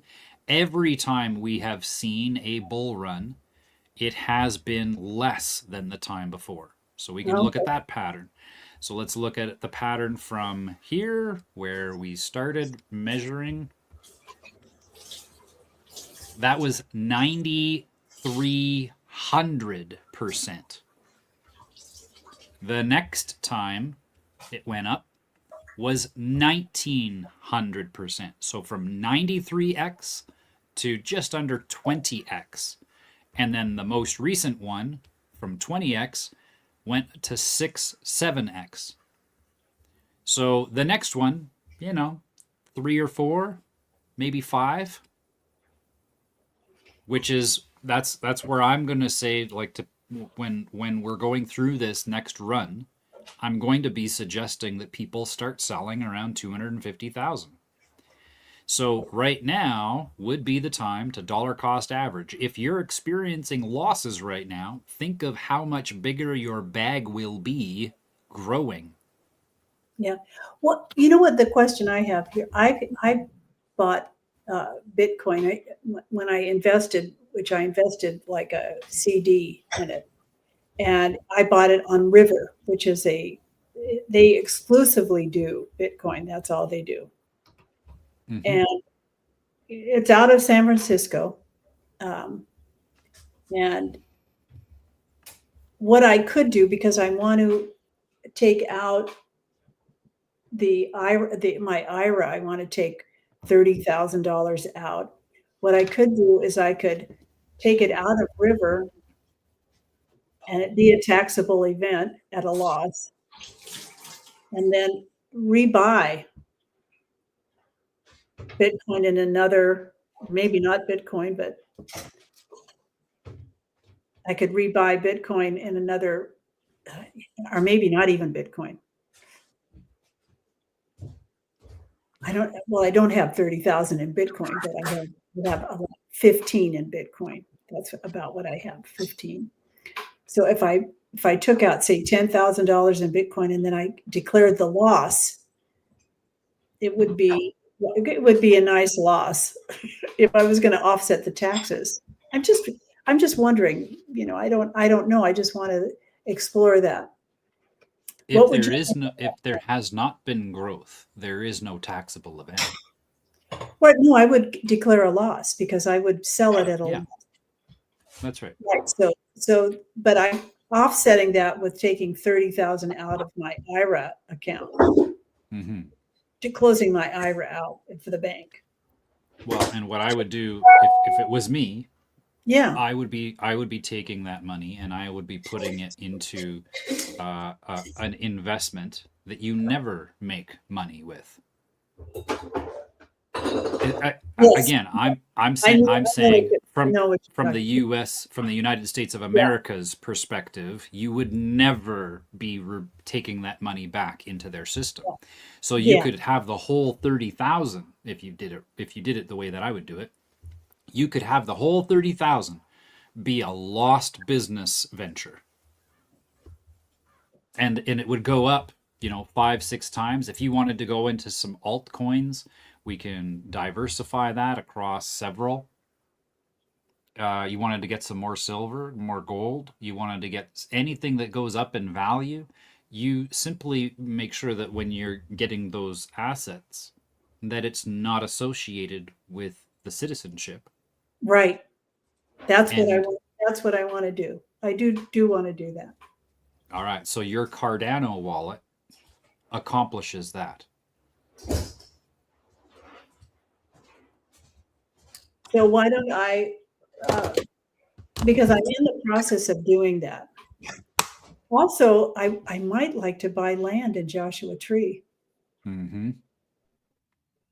We have a permaculture community out there that, and I want to talk to Marcia more about that and build, be part of that community, but not on a full-time basis because we can't be. Right. There's no way that I can stay out there in the heat. I'm not going to depend on electricity, I'm just not going to do that. So, and I just like this last time I had a little episode with too much heat, and it stays pretty cool here, but I moved around. So now that I'm getting older, I'm just seeing, oh, there's an impact here. I need to this needs to be another part of the equation. Is this watch yourself in heat, So it's never affected me before, but now it has. So I need to take that into consideration. So I want to think about this, and if we can put it in the Cardano wallet, and then also, I don't know, how could I buy land? I guess with cash. It would be cash. I would buy land. I don't know how much land is out in Joshua Tree, and I don't know anything right now. So I'd have to talk with Marcia to see if that's even possible. But in San Bernardino County, they allow you to build straw bale houses. You can permit it. And that's what I would like to build. I'd like to have that. That's my dream. So, whether or not I'm able to live in it full time or however it turns out, it's just a movement toward my dream of being able to live in an earth house. I would to be in the frequency of the earth. Oh my God. Anyway, we'll see. I'm going to talk with Marcia about that. See if I can even get out there. Well, and if that is an option, I would highly recommend that a land trust be formed. Yes. And now, again, the money that you're putting into it is outside that jurisdiction that taxes you for the gains. So and I'm not even worried because it's going to be not worth a lot, but it doesn't even matter. It's the fact that it will be free. Yeah. And the frequency and the freedom is what I want to encourage in myself, to be free, to be me, to be this, the unique being that I am. So, and whatever happens out of that, then, I'll deal with it as it occurs. But that would be nice. I would like to do that. Okay, so just as a general overall viewpoint of that, say if I could buy some acreage out there, maybe, I mean, even a quarter of an acre, we'll see where, we'll see what shows up. And if I could, I don't think I could pay cash for it, but a land trust, I don't need to, or maybe I could maneuver things and borrow a personal loan rather than having a loan on the property. Yeah. So that the There's property would be free clear. Yeah. There would be lots of creative ways to make that work. Yeah. So when you do a land trust, because I haven't looked into that, I remember getting that from you a year and a half ago, that I have it stashed someplace. I'd have to find it. I don't remember where I put it. My retrieval system is not the best. Did I see pictures behind you, Audrey Lynn? Do you have photos in the background? Oh, are those photos? Oh no, it's a. Yeah, So, she's got a grid This for is- hanging things. yeah. This is Rapunzel. Rapunzel, yeah. I have one of those plants too. And then I got stuff hanging off the wall. I have stuff hanging off the wall too. I'm off the wall. So I'd look for land, and then this land trust. What's the name of it again? The land trust. Well, there are lots of different kinds. I would, if again, this would be something that you would need to work with that land, right? Yeah. You have to create the jurisdiction before you put your money there. Okay. And so the land trust would be something that community would need to want to do, so that when you transfer that equity, Oh, I see. that it becomes a part of that community. If you wanted to put your individual equity into a trust, there I would probably put it into a property trust if you were to do it as an individual instead of with the group. Oh yeah, we'll probably work with the group. But thank you for opening that possibility up. I didn't even think of that. But yeah, just a property trust. I think that's the one. Right. There was a name to it. Yep. Certain. Yeah. Yeah, and there is where again you could have it written if you need to have communication with other beings. You could have it written, or you can simply have that be a trust, and you keep a ledger that is separate from any of the ledgers that are inside the United States of America. And now you've created another jurisdiction of that property. So let me set that, in my meditation or in my reawakening, and then I want to talk to Marcia. I guess that's the first step, and just see what's available out there. Because it would be nice to live near Marcia too, as a friend, and my sister's nearby. My sister's like 40 minutes away. So down the hill into the lower desert. Mm-hmm. So that would be good too. Closer than here, it's probably 2 hours here. If you go at the right time, if you drive at the right time. Yeah. Yeah. So I wonder if there's any public transportation. Marcia will know all that. Yeah, I'll get with Marcia and see what's going on. I don't want to go down there now. There's a heat wave and there's no way. But I can talk to Marcia about it. Okay, so that's kind of gives me an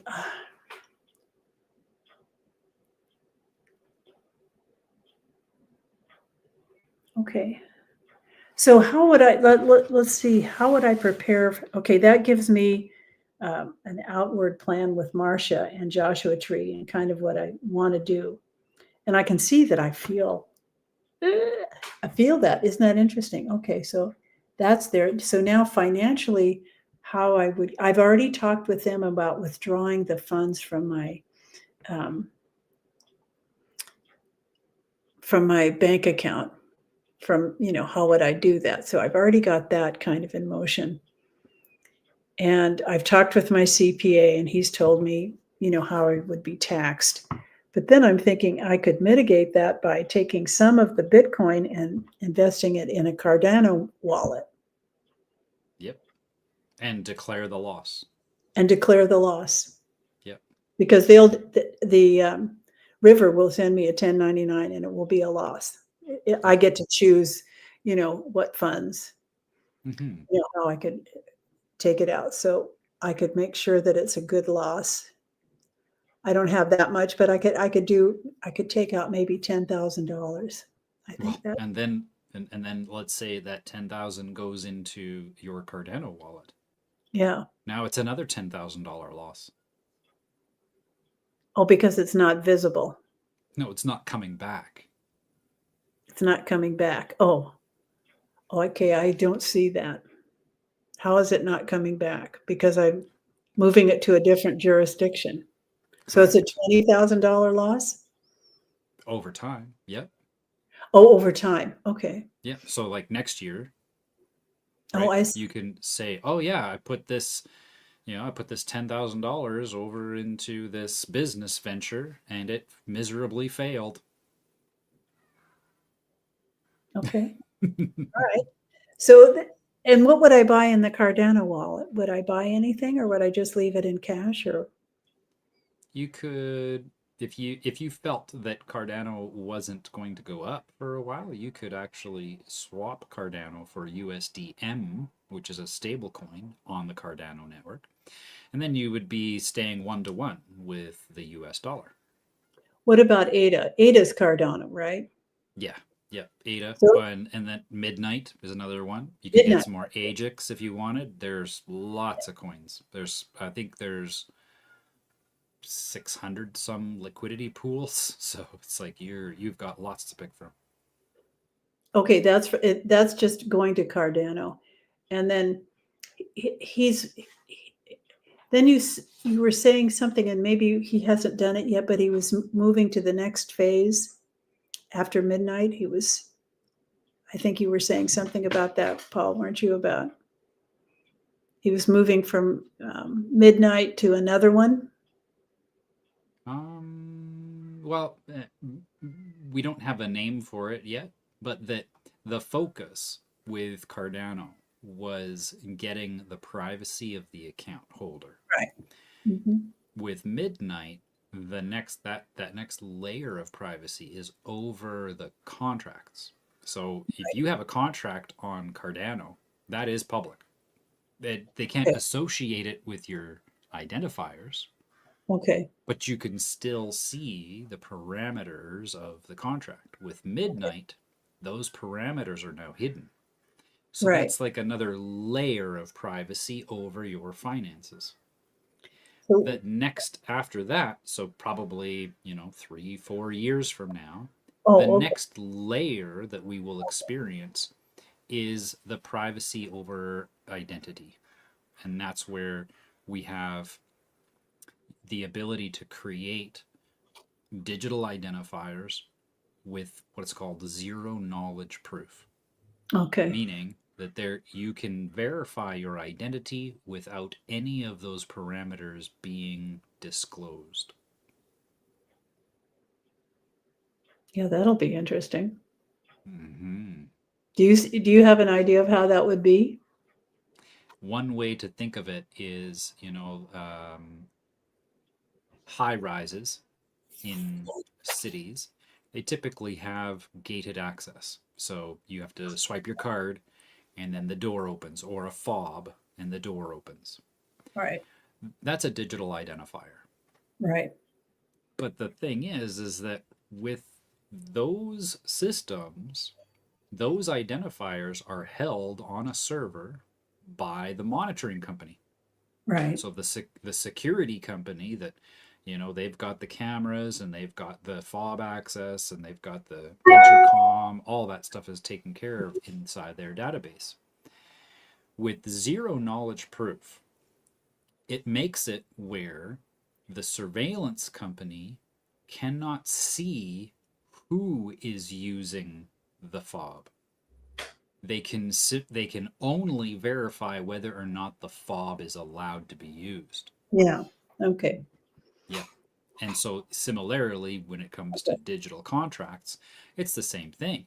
I don't need to know whether or not you access the Dragon Riders Nextcloud. The Dragon Riders don't even need to know whether or not you access the Dragon Riders Nextcloud. It only needs a function to verify that your digital identifier is allowed to see the Nextcloud server. Okay. And so that's where zero knowledge proof comes into play, where we can verify your access without ever seeing any of the personal information behind the access. So the access would it be like the 12 word code or something like that? Yeah, the access is just the smart contract, the token. The token, and how would the token appear? In your wallet right now, you have a token that's titled MO at Yeah. NG Merchs. Yeah, That's the token. that's the token. Okay. Yep. So only I know that. Well, obviously. Well, I know about it because I created it.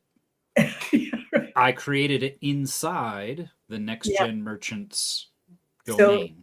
So then nobody else has access to that because it's encrypted enough. Yeah, it's like they would have to know your key to go and find that token. Okay, so my key is. That's What the is 24-word key phrase. Oh, okay. Yeah. So when they have a pass key, when they say that, like on the thing, do you want to have a pass key? Mhm.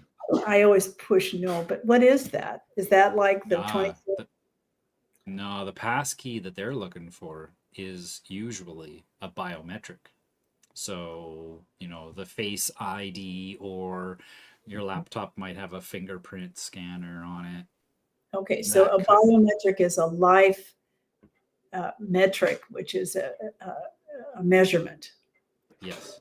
Right. Okay. So the word biometric, so it would be like my Face ID, like they put your face in the middle of this scan, and then they scan, turn it to the right, turn it to the left, which never works because the pixels aren't big enough. How do you enhance that so that it does work, or is it important? If you want the convenience, I'm not that big of a stickler about it. I don't mind it having my face because I know that face imprint does stay on the device. That Apple does not have access to it.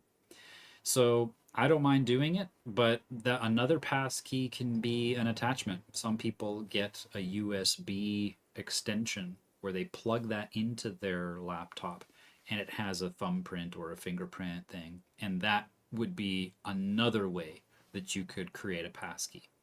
Well, I seem to have a problem with having it access. It doesn't seem to work too well. Maybe, I don't know what it is, but when I do it, it's, they always ask me to do it again and again, and that it just doesn't take, or it's too blurry or something. I don't know. I know for Audrey Lynn, she was experiencing difficulty with it as well. And it was because when she did it without her glasses. And she needs her glasses to be able to see, with the print and stuff like that. So when she wears the glasses, it can't scan her face. Oh, I see. Yeah. Okay, I don't think I'm wearing glasses. No, I'm not. So I know I've also experienced I've experienced drift where my countenance has changed. And so then the Face ID doesn't recognize me. Or when I shaved my beard. Yeah, of course it wouldn't recognize it. Didn't recognize me. So I like the idea of being able to have, I don't know if just having the convenience of a flash drive. I like and not having to mess with it every time, that it not work. And it's been really, I've spent hours trying to get those things to verify, what was that? That was for Kraken it was for Coinbase. It's for Coinbase. Yeah. Oh, I think all of the exchanges eventually ask for a passkey. So they wanted me to, they had to do it with a real person because I was on the phone, and they had to verify it with a real person. So they came Yep. and verified it that way, not just digitally. So I don't want to go through that. That's too hard. Yeah. I wonder how would you, am I going to need to do that again? I wonder. I don't know. They'll ask. It's just another layer of security that they're asking for. I think that we're going to see, probably within the next year, we're going to see an implementation of another type of digital ID. And that's what you're going to need to use in order to verify your account. Talk to And me about the digital ID. Is that something my license is coming due, so I have to go in and do all that. What is it?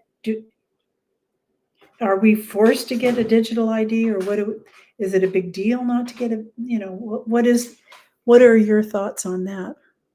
well, the offer will be for convenience. Yeah. It's like in Alberta here, just this last month, they came out with a new digital ID. It's optional. You don't have to get it. But if you get it, there's convenience because now your driver's license and your healthcare card and your residency, like all of the identifiers that are related to your person, are all under one, right? And the real ID down in the States, they call it real Yeah, ID. real ID. They're they're doing the same thing. They're integrating multiple identifiers under one. And Well, I've been trying to keep my passport alive and active, and it is, but um, now I've heard that they're going to do the same thing kind of with the passport. So yeah, are there some new upgrade on that where it will be like an identifier, like a driver's license, or they'll try to get it all together? yeah. So And the mentality that I like to maintain in this realm is that it's just a loyalty card. yeah, I kind of feel like it's an identifier for your citizenship. And when you're outside your citizenship, then it doesn't matter that you have, whether they have that or not, because Yeah. yeah, okay. You only need it if you need the privileges that come with it. Yeah. Yeah, Well, right now, I'm less and less afraid of the digital ID every day. I used to be absolutely terrified about it. That's why I went into the work that I did, was because there was no way I was going to be caught in a situation where I had to comply. I yeah, wanted to make sure that when they made the offer for me to get it, that I could confidently say no and not feel like my life was going to be left to ruin. So now that I've done it, I'm realizing more and more, wow, I really did a lot of work for really it's there's not much to it. Like, I did a lot of work, and 90% of it wasn't necessary. well, We isn't don't that have to go ahead. go ahead. No, go ahead. No, no, you first. No, I was just saying, yeah, gosh, you didn't, but you did have to do it in another way, but you didn't. I understand. It's like you It, did, you yeah, invented the wheel, and now we don't have to invent the wheel. I had to go through it to Yeah, get the mindset yeah, that I didn't have to go through it. yeah. Yeah. Well, that's so often the case that you have to Hmm. go through it, and it's like a college degree. You realize, oh yeah, I've got to have a college. Everything will change if I'll be legitimate. No, you're not any more legitimate than you were before you had it. And it Yeah. doesn't really. In fact, it impedes you. It just as much impedes you as it opens doors. So anyway, Did you ever read The Alchemist by Paulo Coelho? I have not read that. Okay, well, it's a story. It's not it's Mhm. fiction, but the allegory is absolutely parallel. And I wish I would have got it sooner, but no. Now that I've gone through it, I Mhm. have gone through the same life journey that main character in that book went Mhm. through, where he heard about it in while he was in Spain. He Mhm. heard about the treasure beyond all treasures in Egypt, and that he had been given a vision to go and get that treasure in Egypt. And he went through Was he? trials and tribulations to go get this treasure in Egypt. And he got to Egypt and he couldn't find it anywhere. And then one day he realized and he laughed because the vision came to him that no, he had to go to Egypt to learn the lessons necessary for him to find the treasure. But the treasure ended up being in the old tree in his backyard. No, we did read that book. Ron and I did read it. He was a sheep herder or something, wasn't he? Yeah. Yeah. No, and that was a great book. That was great. Yeah. It was very funny, and all his journeys and all the people he met and women he loved, and all of it was a good So we did read that book. Yes, and it's like T.S. Eliot said that too in the poem. That you reach home. What is it? All of it that you come back home and you reach the place where you've always wanted to be. Anyway, my mind is gone. I'm finished for today. Okay. Thank you, Paul. I think I've got some, but I'm like right now, my mind is like, I'm finished. So thank you for hearing me out, even when I'm not all there. Yeah, so take care. We'll talk later. Thank you. Yeah, you bet. Take care. Bye.